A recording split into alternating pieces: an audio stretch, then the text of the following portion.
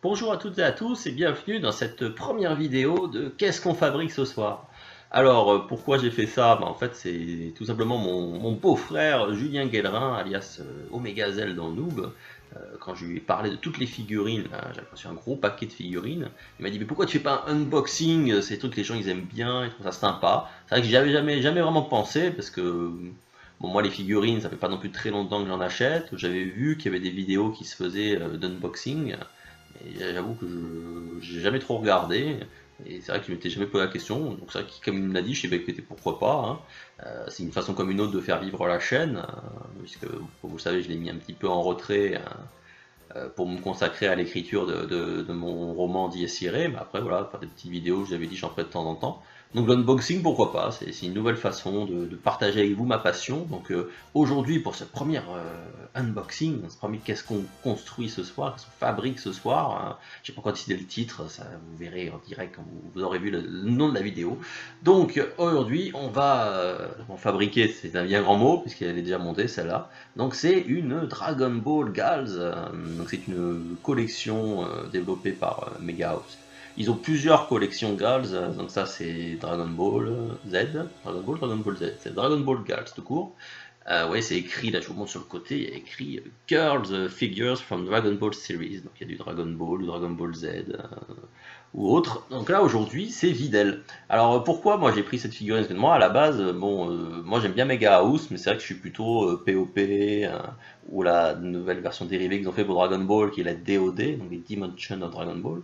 C'est vrai que cette collection, ils l'ont mis un petit peu de côté pour développer un peu des Gals. Comme pour les POP, ils ont développé les versions bébés en maillot de bain.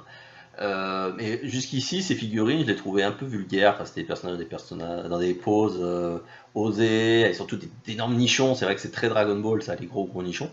Mais la vie d'elle, par contre, voilà, je trouvais que c'était intéressant. Bon, il y a quand même, on le voit surtout là, quand on voit l'arrière de la jaquette, ouais, quand même, qui me pose un petit peu de le fait comme on montre bien ses faits, mais elle est moins osée. Puis bon, j'ai trouvé sympa.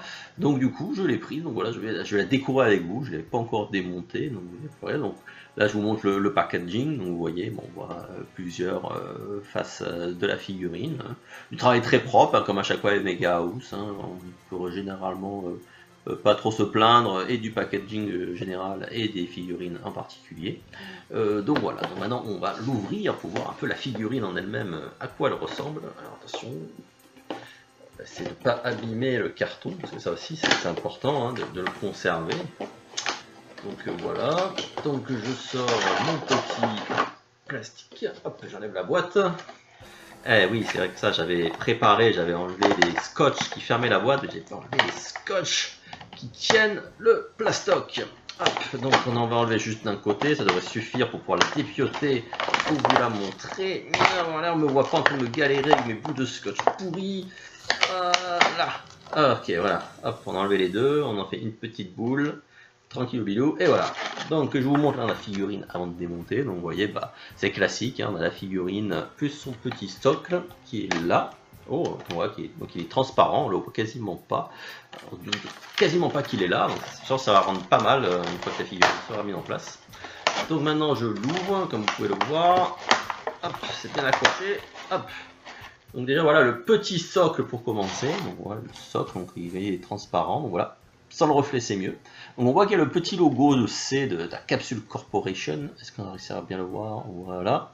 Avec donc Dragon Ball Z écrit dessus. Voilà, simple mais efficace. Et maintenant, nous allons sortir de son petit plastique la figurine. Alors, hop, on enlève les petits plastiques. Donc voilà, la petite Videl. Je vais la mettre sur son socle, hein, on pourra peut-être mieux en profiter. Hop, alors elle se met comme ça. Ouais, hop, vous voyez là les petits picots. On met ces petites bottes tellement typiques de Dragon Ball Z. Forcément, si je le mets à l'envers, ça va pas le faire. Le gros dans le gros et le petit dans le petit. Hop, voilà. Voilà. On va y arriver. Non, on va pas y arriver. Vous voyez, c'est mon premier unboxing, vous voyez, et c'est déjà la loose complète. Totale. Allez, on va réussir à bloquer un pied. Au moins pour commencer. Voilà, il fallait commencer par le pied droit. Et le pied gauche. D'accord, il se clipse pas du tout comme il faut, le pied gauche. Qu'est-ce que c'est que ce bazar? Est-ce que c'est fait exprès? J'ai pas l'impression.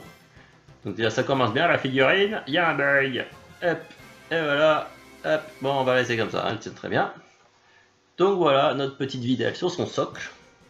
Donc pour regarder les finitions, si la vidéo elle pixelise pas trop, si elle pixelise à mort, c'est de la grosse merde. Voilà, c'est avec la webcam de sa nappe de son ordinateur, excusez-moi.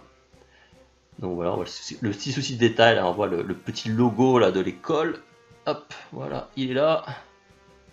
Vous voyez, on retrouve bien donc ces fameuses bottes avec son petit juste au corps.